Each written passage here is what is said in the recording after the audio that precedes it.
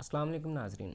بلوچ ایک بہادر اور جنگجو قوم ہے اور غیرت مند قوم ہے، اور آج ایک ایسے سردار کے بارے میں آپ کو بتانے والا ہوں جو کہ رہتی دنیا میں اس کا نام جو ہے وہ اسی طرح روشن رہے گا، جس نے مغل بادشاہ ہمایوں کو شیر شاہ سوری سے دلی تخت جو ہے وہ واپس دلوانے میں بہت اہم کردار ادا کیا۔ مزید ایسی ویڈیوز دیکھنے کے لیے ہمارا YouTube channel Altaf vlog subscribe کریں، کمنٹ کریں اور بیل آئیکن جو ہے وہ لازمی پریس کریں تاکہ ہر نئی آنے والی ویڈیوز ان کا نوٹیفیکیشن آپ کو ملتا رہے۔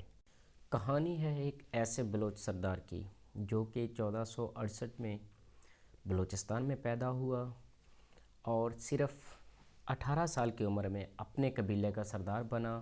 ناظرین، ان کی سرداری کا سب سے بڑا امتحان جو تھا وہ یہ تھا کہ عرصہ 30 سال سے لاشاری اور رند بلوچ قبائل کے درمیان جو جنگ تھی اس کا اختتام جو ہے وہ رند بلوچ قبائل کی فتح پر ہوا۔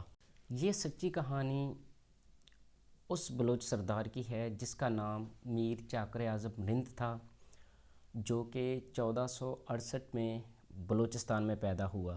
ناظرین، یہ بات ہے 16ویں صدی کی، جب مغل شہنشاہ ہمایوں کو شیر شاہ سوری نے دلی میں شکست دی تو ہمایوں جو ہے وہاں سے پھر وہ جان بچا کے بھاگ نکلا اور اس نے پھر جا کے بلوچ قبیلہ رند جو ہے وہاں پہ پناہ لی، اور شیر شاہ سوری جو ہے اس کی فوج نے اس کا پیچھا کیا، اور جب رند قبائل کے پاس پہنچی تو انہوں نے جب دیکھا کہ ایک تو وہ فوج تھکی ہوئی تھی اور اس کے بعد رند بلوچ قبائل جو تھے ان کی تعداد جو ہے یہ بہت زیادہ تھی، جس کی وجہ سے انہیں خالی ہاتھ واپس لوٹنا پڑا۔ میر چاکر اعظم کی بہادری کی وجہ سے شیر شاہ سوری نے میر چاکر اعظم کی طرف بہت زیادہ تحائف اور ایک وفد بھیجا کہ میر چاکر اعظم جو ہے وہ بر صغیر میں شیر شاہ سوری کی حمایت کرے،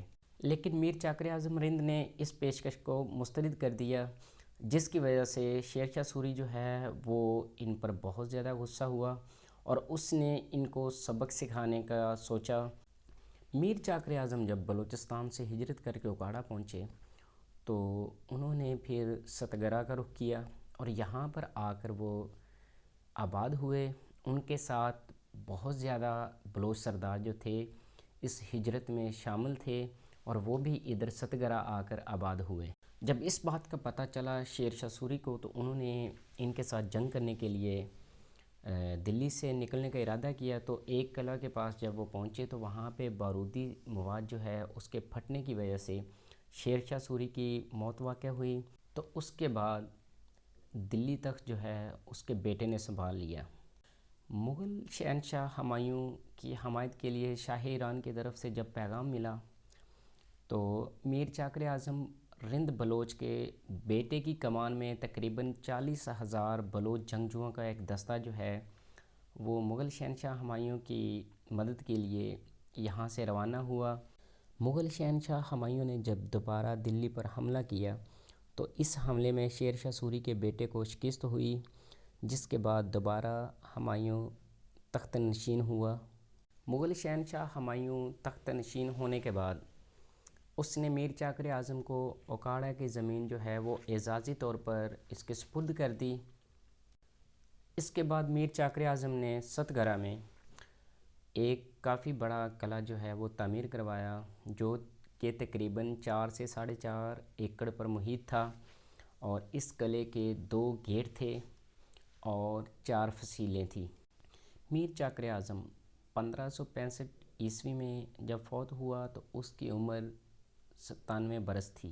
میر چاکر اعظم کو قلعہ میں ہی دفن کیا گیا اور ان کی قبر پہ ایک مقبرہ بنایا گیا جو کہ بعد میں مقبرہ چاکر اعظم رند بلوچ کے نام سے مشہور ہوا۔ ناظرین، دوسرے قلعوں کی طرح اس قلعے کی دیواریں جو ہیں وہ بہت زیادہ مضبوط تھیں اور اس قلعے کو بھی انہی قلعوں کی طرح مضبوط بنایا گیا تھا۔ ناظرین، آپ کو یہ گھر جو نظر آ رہا ہے یہ کھنہ فیملی کا گھر ہے، چونکہ تقسیم ہند کے بعد یہ یہاں سے انڈیا میں شفٹ ہو گئے تھے تو ان کا گھر جو ہے وہ اب بھی وہاں پر موجود ہے۔ ناظرین، یہ قلعہ جو ہے یہ تقریباً 500 سال پرانا ہے اور ہمیں اپنی جو قومی ورثہ ہے اس کی حفاظت جو ہے وہ ضرور کرنی چاہیے۔ تو آپ دیکھ سکتے ہیں یہاں پر جو ڈیزائننگ کی گئی ہے وہ کتنی عمدہ اور اعلیٰ ہے۔ آپ اس چیز سے اندازہ لگا سکتے ہیں کہ یہاں پر گھر جو ہیں وہ کتنے ہی خوبصورت بنائے گئے تھے۔ یہاں کے مقامی لوگوں کے مطابق یہ سامنے والا جو گھر ہے یہ راجیش کھنہ جو ہے اس کی فیملی کا گھر ہے، جو کہ انڈین ایکٹر ہے۔ یہاں کے مقامی لوگوں کے مطابق جب بھی کھنہ فیملی پاکستان آتی ہے تو وہ اس گھر کا وزٹ لازمی کرتی ہے، اور پولیس کی طرف سے پہلے یہ گھر جو ہے وہ خالی کروا لیا جاتا ہے۔ ناظرین، یہ ہے قلعے کا مین گیٹ، اور مقامی لوگوں کے مطابق یہاں کا جو گیٹ تھا وہ بہت وزنی اور بہت مضبوط تھا، جو کہ انتظامیہ کی طرف سے تبدیل کر دیا گیا اور دوبارہ یہ والا گیٹ لگایا گیا۔ یہاں پر صفائی کا نظام جو ہے وہ کافی بہتر ہے، اور یہاں کی گلیاں جو ہیں اور قلعے کے ساتھ منسلک جو بازار ہے وہ بالکل صاف ہے۔ ناظرین، آپ قلعے کی مضبوطی جو ہے اس کا اس بات سے اندازہ لگا سکتے ہیں کہ یہ تقریباً 500 سال پرانا قلعہ ہے، اور اس کی دیواریں دیکھ لیں اور ساتھ یہ فصیل آپ دیکھ سکتے ہیں۔ یہ فصیل جو ہے یہ خصوصی جو جنگجو ہوا کرتے تھے، تیر انداز، اور جن کے پاس بندوق وغیرہ ہوا کرتی تھی، تو جب قلعے پہ حملہ کیا جاتا تھا تو یہ اس حملے کو ناکام بنانے کے لیے یہاں پہ جنگجو جو تھے وہ تعینات ہوتے تھے۔ آپ کو اس قلعے میں کافی انتظامات اچھے ملیں گے۔ یہاں پہ آپ کو گائیڈ ملے گا جو کہ بہت زیادہ کوآپریٹیو ہے۔ تو اس کے بعد یہاں پر آپ کو پارکنگ کے لیے باقاعدہ ایک ایریا جو ہے وہ مختص کیا گیا ہے، وہ ملتا ہے جہاں پر آپ اپنی گاڑی جو ہے وہ پارک کر سکتے ہیں، اور یہاں پر صفائی کا نظام جو ہے وہ بہت اچھا ہے۔ یہ ہے اس غیرت مند اور جنگجو بلوچ سردار میر چاکر اعظم رند بلوچ کا مقبرہ، جو کہ بہادری کی علامت ہے، یہ آپ کے سامنے ہے۔ ناظرین، اس قلعے اور مقبرے کا آپ کو ایک دفعہ وزٹ لازمی کرنا چاہیے تاکہ آپ کو معلوم ہو سکے کہ بلوچ کیسی غیرت مند اور بہادر قوم ہے جس نے اس طرح کے بہادر جنگجو پیدا کیے، اور ہمیں ہمارے اس قومی ورثہ کی حفاظت کرنی چاہیے۔ اور میں بار دیگر جو یہاں کی مقامی انتظامیہ ہے جس نے اس کا سارا انتظام جو ہے وہ سنبھالا ہوا ہے، میں ان کو اپریشیٹ کرتا ہوں کہ انہوں نے اس مقبرے اور قلعے کا انتظام جو ہے وہ احسن طریقے سے سنبھالا ہے۔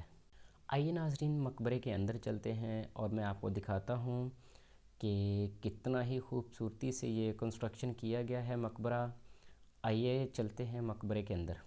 یہ ہے اس بہادر جنگجو کی قبر، میر چاکر اعظم رند بلوچ کی۔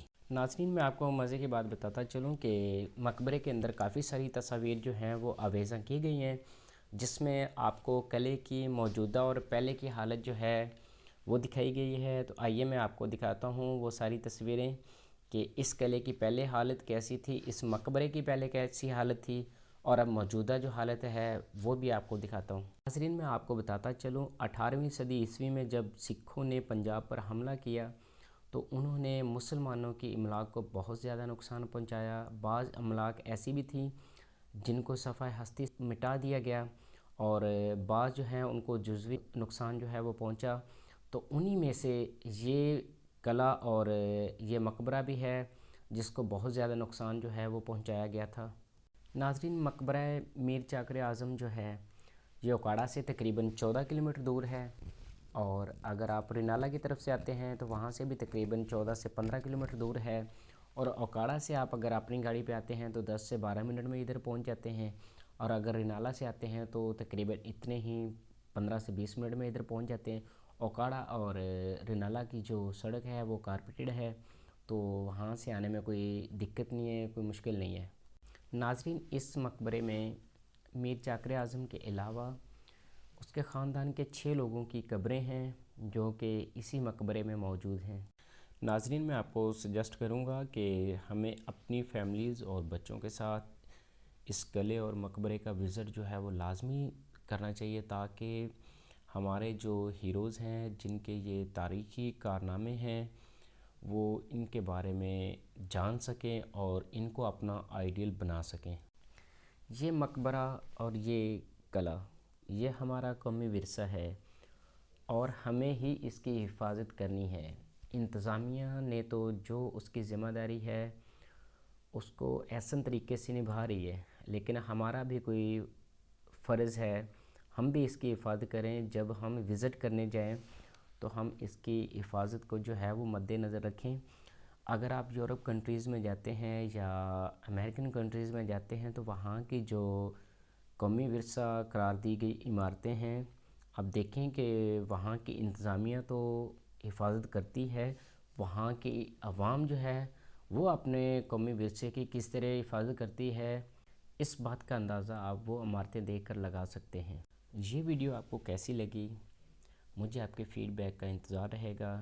پلیز لازمی لائک کیجئے گا، کمنٹ کیجئے گا، اور اگر آپ میرے چینل پہ نئے ہیں تو چینل کو سبسکرائب کیجئے گا، بیل آئیکن کو لازمی دبائیے تاکہ ہر نئی آنے والی ویڈیوز جو ہیں ان کا نوٹیفیکیشن آپ کو مل سکے۔ شکریہ۔